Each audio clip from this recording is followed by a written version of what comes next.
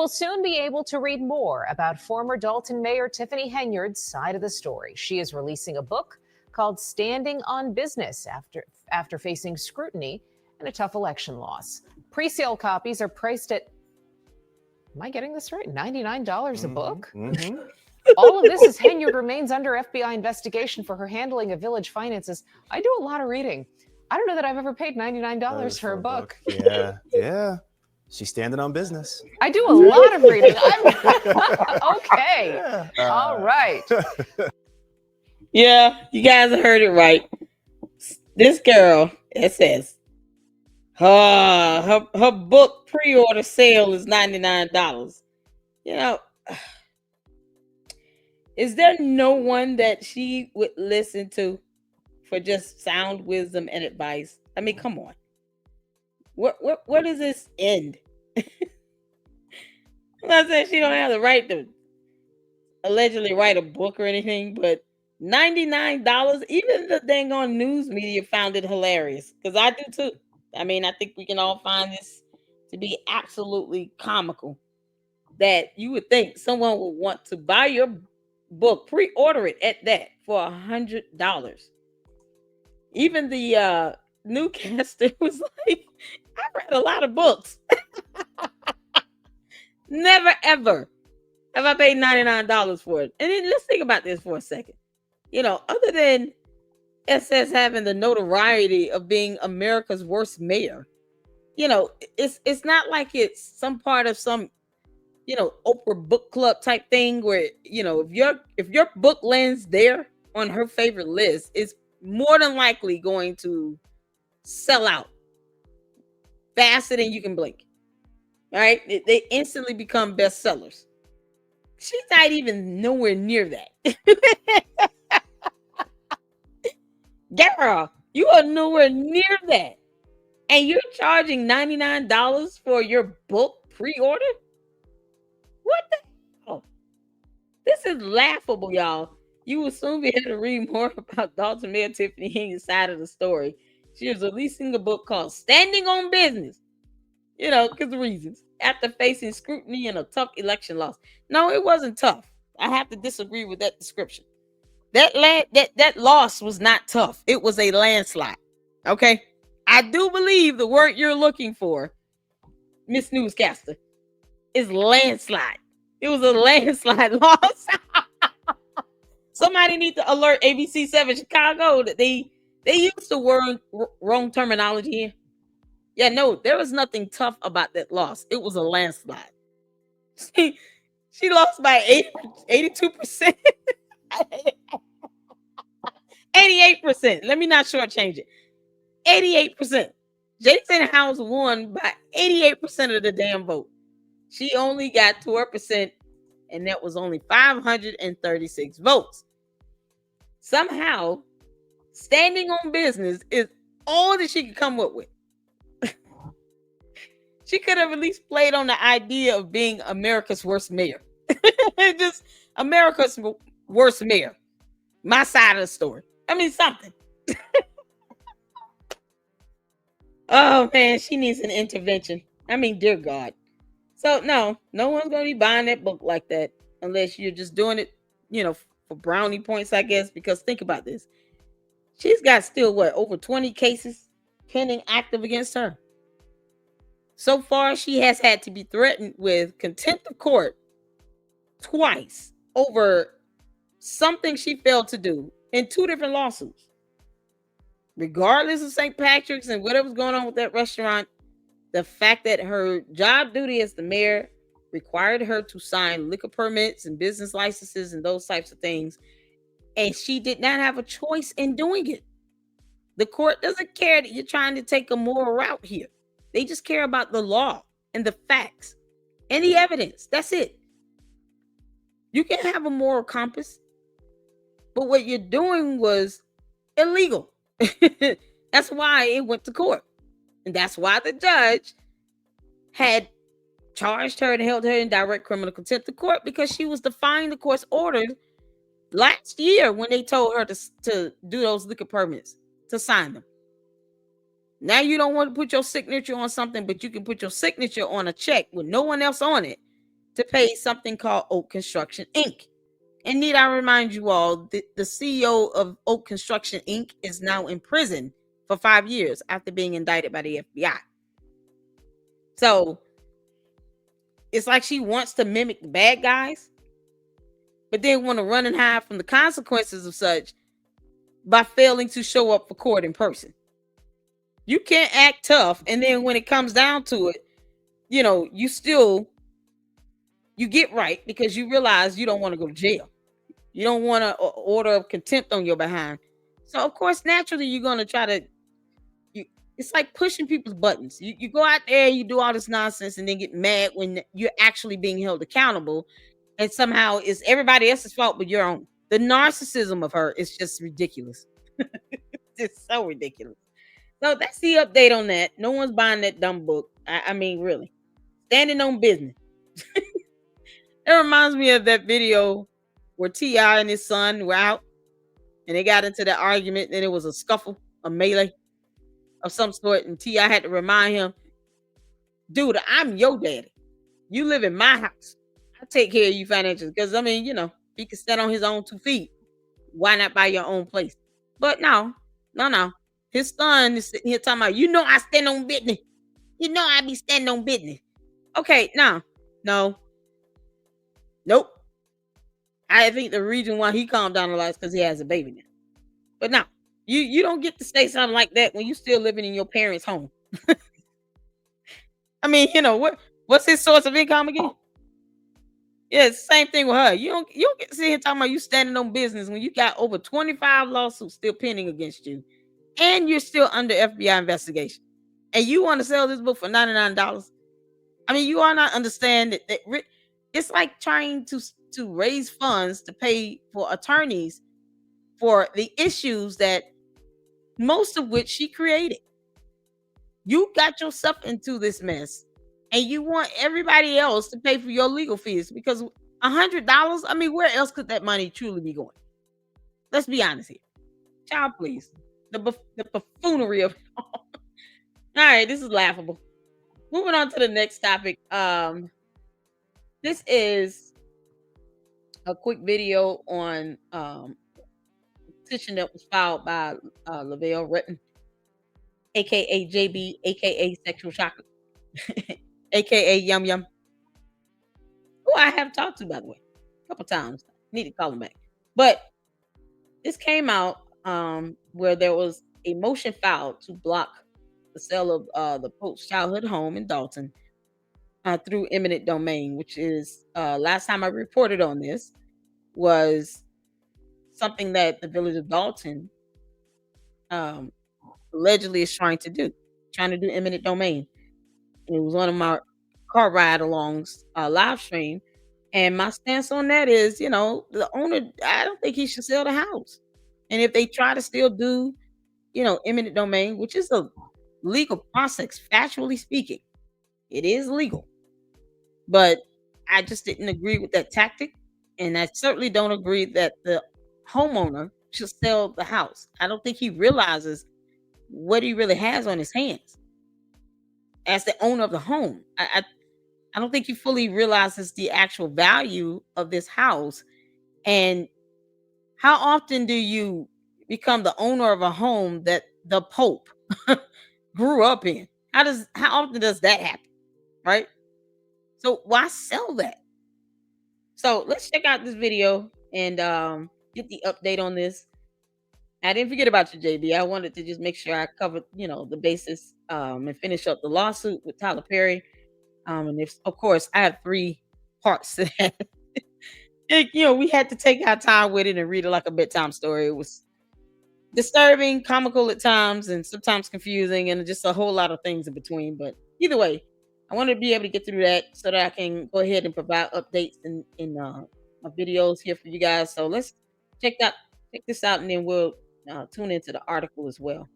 The village of Dolton. What's happening here? Hold on a second. Let me redo that again. My bad, y'all. Okay. Oh, these ads, you gotta have them. All right, let's get to it. Internet acting up. It's acting up. At home, a fired village employee took Okay, the village of Dolton can move forward with an effort to buy Pope Leo's childhood home.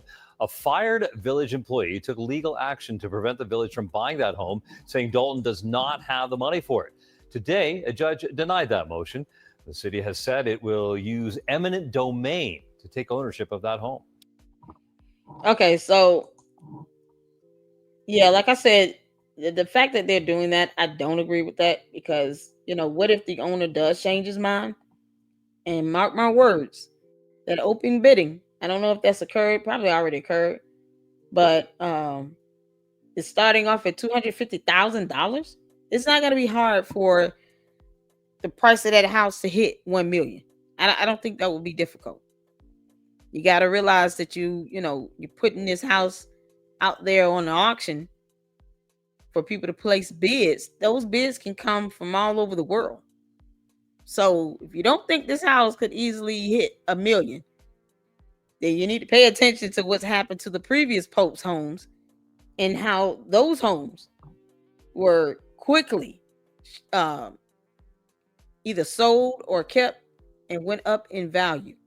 So, like I said, the village of Dolton can move forward with an effort on, Pope Leo's home being sold. Lavelle filed a legal action to prevent. Let me click on that, see what that is. Hold on a second. Because I want to kind of give some more context to this before I give my thoughts on it. So he filed the motion to block the village of Dolton from actually getting the home through eminent domain. I mean, I don't think it would matter if they tried to do eminent domain or just be a interested party trying to buy the house. The legal action was done because there is a lawsuit that he has open pending with the village of Dolton, and if they're saying they don't have any money to try to negotiate and settle the lawsuit, or at least whatever they're going to do and whatever actions they take, if they we've been hearing last 4 years that they don't have money, they're in debt, they're in a negative, then how do you have the funds to buy this house, especially with eminent domain? Because it can undercut the value of the home. And it's almost a given that they're not going to pay, the equivalent of what the highest bid could be for the house. So with eminent domain, it's basically a method to ensure you're guaranteed to take the house, especially as a local government entity. But the amount of money you give to the homeowner, might not be what he could possibly get if the home is allowed to be sold normally on the auction block. So they can end up shortchanging the homeowner. Let's say Village of Dolton says, okay, we're going to do eminent domain and we're going to give you $250,000 for the house. Well, that's the starting price on the auction bid. But that's not, I can guarantee you that's not going to be the highest. So let's say if somebody's interested in buying a home for $2 million, and then the Village of Dolton does eminent domain for $250,000, now you're undercutting the potential, profit and revenue that the homeowner could receive. So that's one of the reasons why I don't agree with the eminent domain route, because how are you looking out for the homeowner if it's an automatic that they're going to try to lowball it? And then two, like I said, the homeowner should not be trying to sell this house. It's just a once in a lifetime thing where someone ends up hypothetically being the owner of a Pope's house. Whether you agree with Catholicism and all of that, I'm not even touching that subject. So if you claim you don't have money to do certain things, especially with excess spending money and not getting permission from the board and writing checks and using credit cards and all these things, and still under FBI investigation, then doing an eminent domain on a home to me, it's almost contradictory. So I would hope that they would want to at least settle some of these lawsuits that they have against them before they think about trying to do an eminent domain on the Pope's house, especially when I foresee that to be a bad deal for the homeowner. So it's like, let the man just sell it and get whatever he can out of it. And, if you can't afford to outbid the other, bidders that are interested in buying the house, then you just can't afford the house. I mean, it's that simple. So that motion was filed. And let's see, I'm trying to read. I don't know what's going on with this. But earlier this month, the village announced plans to buy the property in the south suburb possibly through eminent domain. The former village employee's motion to block the purchase cited financial mismanagement and potential misuse of taxpayers' funds. To an extent, yes. Yeah, especially if they're saying they don't have money or there's some sort of deficit here. Dolton has said it wants to work with the Chicago Archdiocese to turn the house into a historic site open to the public. Something I wish the actual homeowner would do. That way, all this stuff would be avoided. The home is located at 212 East 141st Street, First Place. I'm sorry. The 3-bedroom, 2-bathroom house is up for sale in a private auction. Okay, so it's a private auction. It's not open. I thought it would be open to everybody, but no. But even a private auction, I mean, they still can easily be outbid. That's all I'm saying. The family of the Pope, the man formerly known as Cardinal Robert Prevost, owned the Dolton home for nearly 50 years. So, let me check out this article right quick. I do understand, it sounds frustrating when there's a lawsuit pending, several actually. And yes, Village of Dolton haven't been named as defendants because of the former mayor. But, if you're trying to settle, at least act as if you're trying to do it the right way. I mean, good Lord. But this right here, I mean, it's kind of contradictory to say, yeah, we're going to lowball all these lawsuit claims if we're trying to just settle and get off our plate. But we're going to have some money to get this house through eminent domain. I mean, it doesn't make logical sense. Not at all. And this isn't to be negative towards the trustees or Jason House or anything. It just needs to, it's lacking some sort of, common sense in that. It's illogical. So if you got the money to do that, then why not try to do the right thing and handle these lawsuits as well? Plus, pay the bonds. Take care of the bonds and the bills and water bills and all these things. So many more, things that could be taken care of with the money that they're going to try to use to eminent domain this house. It's kind of like, how do you decry you have a deficit and you taking money that could be going towards anything else that need to be tackled and addressed, and you're trying to get this house. So if anything, they should be working with the homeowner to try to turn this into a historic landmark, and even just kind of like a museum. You open it up for tourists, come in, they pay a little fee or something like that, and tour the house. I even said in my live stream, I think, about 3-4 weeks ago, when I talked about this, that it would be a great idea to try to recreate like the furniture, the dishes, the elements that were in the house when the Pope was there growing up in the home. So kind of like a real interactive type of museum. And so people can go in and even if you have to recreate some of these things, it happens. I mean, the idea is to give the feel and the aspect of walking into the home during the time frame where the Pope, grew up there as a child. So it would be cool to see that. See a museum, the items being replicated to try to give the sense of, here's how it truly looked when he was in the home back in 1950s, 40s, something like that. Yeah. Probably 1950s. So yeah, and then you add in furniture, electronics, things, or appliances, or whatever, back then that would have more than likely been in the house. And of course, open that up to the public. You can charge a few dollars or something like that. Yeah. Even have some little, trinkets and some little things that can be purchased and whatnot that people can take with them. So either way, this is pretty much, what happened with this. And um the judge denied the motion. I mean, they, in a sense, they can't just say to the village, like, especially when eminent domain is a legal process, it is a part of the law.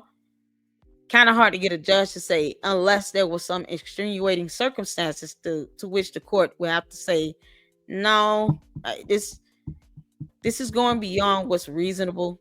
This is outside the application of law. And then they decide to put a block or some sort of injunction to keep the village of Dolton from obtaining the house through eminent domain.